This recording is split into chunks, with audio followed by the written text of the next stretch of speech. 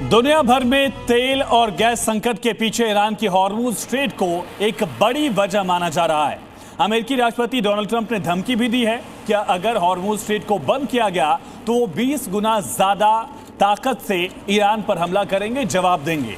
वहीं ईरान ने भी कहा कि अगर हिम्मत है तो हॉर्मुज में आकर देख लें। ये वार्निंग भी दी गई। आखिर हॉर्मुज है क्या और किस तरह हॉर्मुज से दुनिया भर पर एक बड़ा संकट आ सकता है, देखिए जी न्यूज एक्सक्लूसिव रिपोर्ट।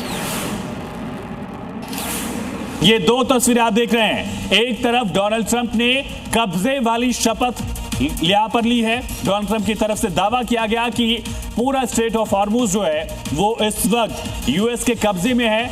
ईरान पर लगातार हमले कर रहे हैं, लेकिन ईरान भी झुकने को तैयार नहीं है, ईरान भी रुकने को तैयार नहीं है। ईरान की तरफ से सीधी वार्निंग दी गई है। ये तस्वीरें आप देखिए। मयंक सर भी हमारे साथ जुड़ गए। मयंक सर, बहुत स्वागत है। ये फिलहाल जो आप हिस्सा देख सकते हैं 167 किलोमीटर लंबा जो है स्ट्रेट ऑफ हॉर्मुज माना जाता है। यहां पर इसकी चौड़ाई 50 किलोमीटर की। सर मैं चाहूंगा एक बार हमारे दर्शकों को प्लीज आप समझाइए स्ट्रेट ऑफ हॉर्मुज क्यों इंपॉर्टेंट है इंडिया के लिए भी और ग्लोबल ऑयल सप्लाई के लिए। जी बहुत बहुत धन्यवाद आयुष जी। इस नक्शे में जैसा कि आपने मार्क कर रखा है इन दो इलाकों को जी, ये दो इलाके हैं, ये सबसे ज्यादा संकरा इलाका है पूरे के पूरे रास्ते में। ये जो है इसको आप बोल सकते हैं पर्शियन गल्फ। पर्शियन गल्फ जाके मिलती है सी ऑफ ओमान में और ये जाके अरेबियन सी में मिल जाती है। पर्शियन गल्फ को जाने वाला जो रास्ता है उसमें सबसे कम चौड़ा रास्ता जो है वो यहाँ पड़ता है और उस इलाके को स्ट्रेट कहा जाता है, STRAIT जी। स्ट्रेट ऑफ हॉर्मुज की चौड़ाई जो है वो 33 किलोमीटर की है। ठीक है। 33 किलोमीटर में जब जहाज को जाना होता है तो एक तरफ से जहाज जाते हैं, एक तरफ से जहाज आते हैं। अगर ये इलाका बंद हो जाता है तो यहाँ पर आप देखेंगे ये पूरा इलाका UAE का है। इसके ऊपर बहरीन आ गया, कतर आ गया, यहाँ पर ईरान आ गया, इराक आ गया, कुवैत आ गया। तो ये इतने सारे देश जो हैं जो भी तेल की सप्लाई करते हैं, सऊदी अरेबिया नीचे है। हाँ। सऊदी अरेबिया का तेल भी यहाँ से जाता है। बिल्कुल। सबसे बड़ा पहलू इसमें जो खार्ग आइलैंड है वो भी दिख रहा है, लेकिन फिलहाल आप देखिए हॉर्मुज पर कब्जे की जंग अहम क्यों है।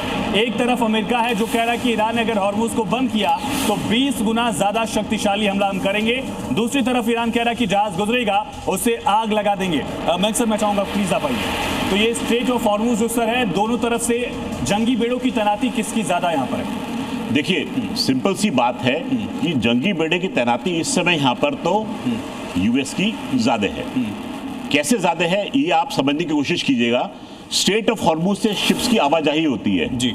ईरान के पास में सबसे बड़ी बार्गेनिंग चिप ये है कि अगर आपने मुझे तंग किया तो मैं स्ट्रेट ऑफ हॉर्मुज को बंद कर दूंगा। बिल्कुल। स्ट्रेट ऑफ हॉर्मुज से दुनिया की 20% एनर्जी सप्लाई होती है। ईरान की खाड़ी में सबसे ज्यादा, पारसी खाड़ी में सबसे ऊपर आता है बंदर अब्बास। बंदर अब्बास के बाद में बीच में आता है इनका बुशेर और तीसरा आता है जाना पहचाना चाबहार।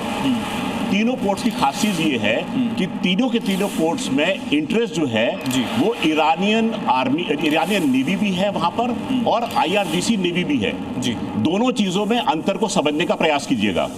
IRGC जो है वो एक तरीके से आप ये कह सकते हैं कि अली खamenei की पर्सनल नेवी है और ईरानियन नेवी जो है वो नेशनल नेवी है ईरान की। इन दो चीजों में अंतर है। इस समय समाचारों में आपने सुना होगा कि IRIN दीना जो है वो भारत आई थी और भारत से लौटते समय हिंद महासागर में उसको डुबो दिया गया किसी अमेरिकी प्रक्षेपास्त्र द्वारा, टॉर्पेडो द्वारा। ये शिप जो है ये IRGC की शिप नहीं थी, ये शिप थी ईरानियन नेवी की। तो ईरानियन नेवी का काम है अपनी समुद्री तट की रक्षा करना। सर एक बार मैप में बताइएगा कि अगर अमेरिका यहाँ कब्जा करना चाहता है जी तो क्या पॉसिबिलिटीज है और कहाँ तैनाती उनकी? देखिए इस समय अमेरिका का सबसे बड़ा बेस जो है अल हुदैद एयरबेस है कतर में। उसके बाद में बहरीन में मनामा में 5th फ्लीट का हेडक्वार्टर है जिस पर कि ईरान ने सोच समझ के हमला किया। अच्छा, बहरीन जो है ये आपने नक्शे में थोड़ा सा गड़बड़ है। बहरीन को मनामा के इस ठिकाने को जोड़ती है शाह फहद कॉजवे। शाह फहद कॉजवे जमीन के रास्ते बहरीन तक जाने का एक रास्ता बनता है। जिस पर अटैक किया गया था, जिस पर अटैक किया गया था।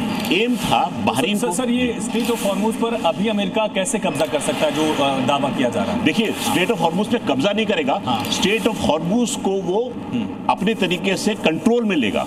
यानी एक बार सर, ये फिलहाल तैनाती कितनी है ये बता रहे हैं? हॉर्मुज में किसके कितने जहाज फंसे हुए हैं? यूरोपीय देशों के 100 से ज्यादा जहाज, भारत के भी 38 जहाज जो है वो हॉर्मुज में फंसे हैं। चीन का बहुत बड़ा स्टेक है, क्योंकि चीन ईरान का मेजर इंपोर्टर था ऑयल का। 55 जहाज हैं। दक्षिण कोरिया की भी 12 जहाज हैं। यहाँ तक कि रूस जो एक सहयोगी देश है ईरान का, उसके भी 8 जहाज इसी पॉइंट पर फंसे हुए, जिसका जिक्र जो है लगातार मैं आयुष थोड़ा सा आपको क्लियर करना चाहूंगा।